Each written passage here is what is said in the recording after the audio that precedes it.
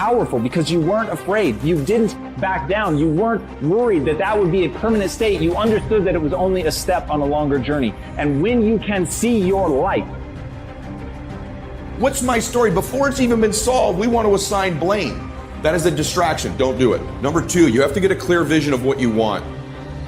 Your words and what you manifest can be a reality, but you got to dig. As a long journey, and that you know perseverance is what it demands, then you'll stay the course. Then you'll win. As Maya Angelou said, if you don't like something, change it. If you can't change it, change your attitude. That's some of the best advice you're ever going to hear. At the end of the day, you should always be trying to change the things that you have the ability to change. There are inevitably going to be things that you can't change, but you're never helpless. You're never a victim. In that moment, you still have the unbelievable ability to choose to look at it in a new way, to choose to reframe. Like, exactly what do you want when this problem is solved? What do you want to be happening different than it is now specifically? It can't be a general thing. It can't be that you just want to eliminate this. What is it that you want? You can't just eliminate something without replacing it with what exactly is you want. So the second thing I always ask myself, and I do this very quickly, and remember, this is only on 15% of the problems. What is it exactly that I want? With specificity, with clarity. Because this laser focus now, I can move towards a solution if I'm clear on what it is, which is number three. Once I'm clear on what it is, get resourceful. Once you've figured out exactly what it is in number two, the third step is to get totally resourceful about solving the problem. What does that mean? Who are the people that can help you?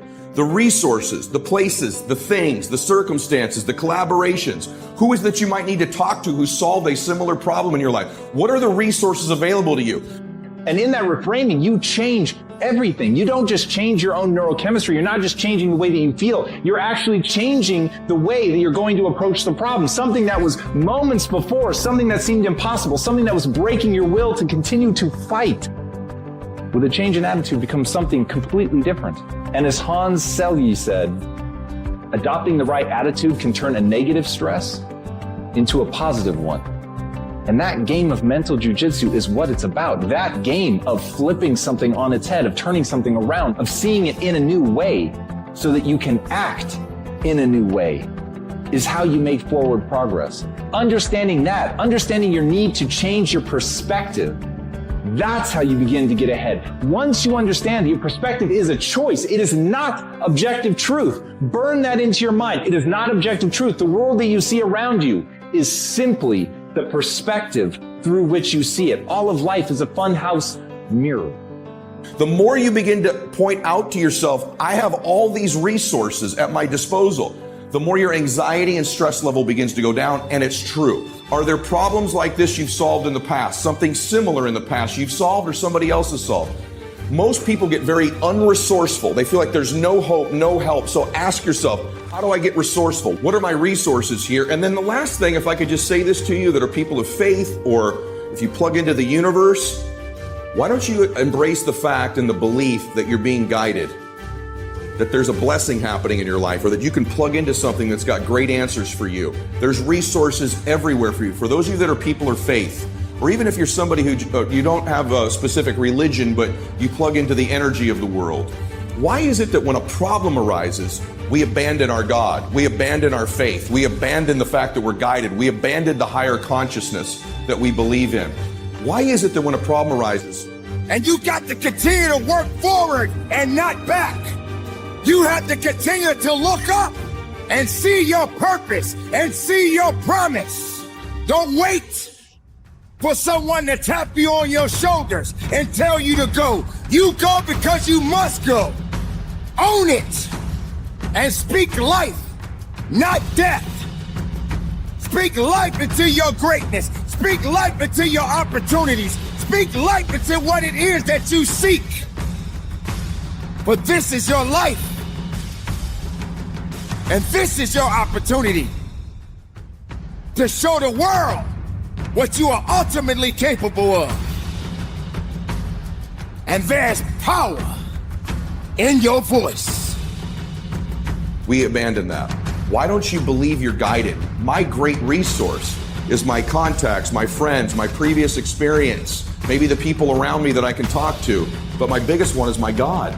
I'm being guided. I'm being blessed. I'm favored. Plug into that divine inspiration, that divine understanding. If you pray for their guidance or you pray for their help, you pray for their will, right? And you can pray for the information as well. So begin to feel you're guided. Get super resourceful is the third step. The fourth empowering question you just ask yourself very quickly: what can I learn from this? People say to me, that's really difficult to do in the middle of the problem. No, it's not. It's just something that's a habit you've not built yet. What can I learn from this? What's the learning experience? Because as you're learning as you go, this problem is less likely to repeat itself in our lives. There's nothing wrong with making mistakes.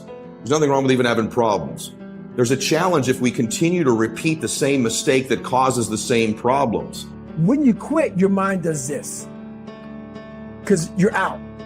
Once you say, I'm not going to quit, when you quit, your mind says, we're done. So it doesn't expand. There's no expansion when you quit.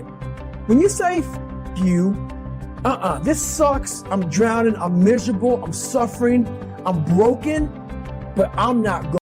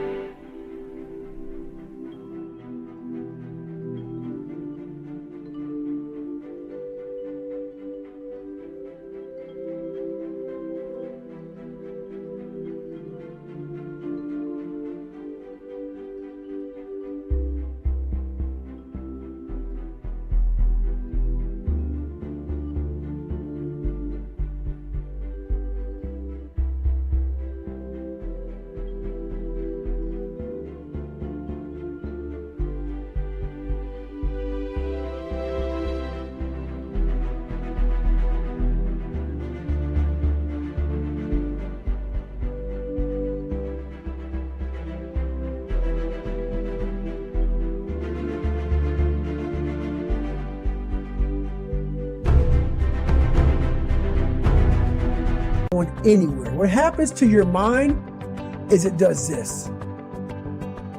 It says, he's not leaving. So we got to expand. We got to grow. We got to figure this thing out.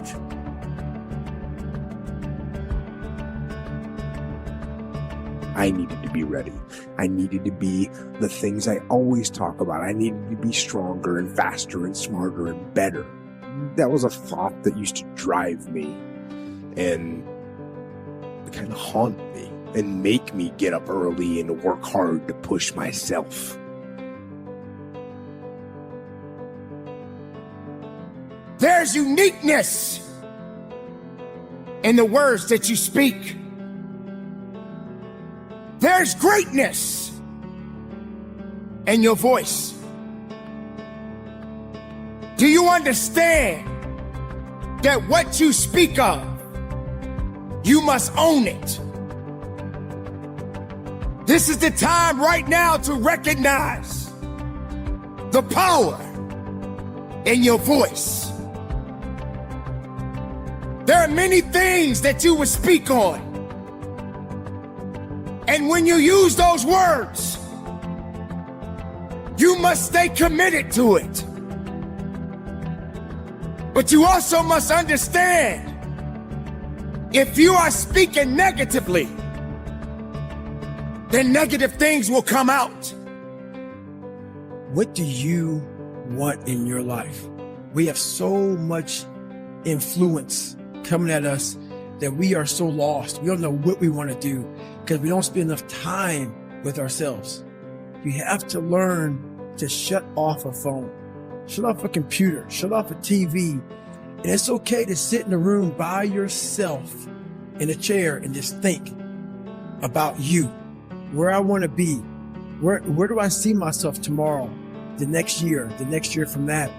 And it takes a lot of self-discipline to be able to do that nowadays, because you want to be so attached to everything. You want to be so caught up with the world. The world's moving too fast. The world's moving so fast that you're trying to keep up to the point where you lose yourself in the world. So you have to take that time to go to that dark place in your mind and discover who you are.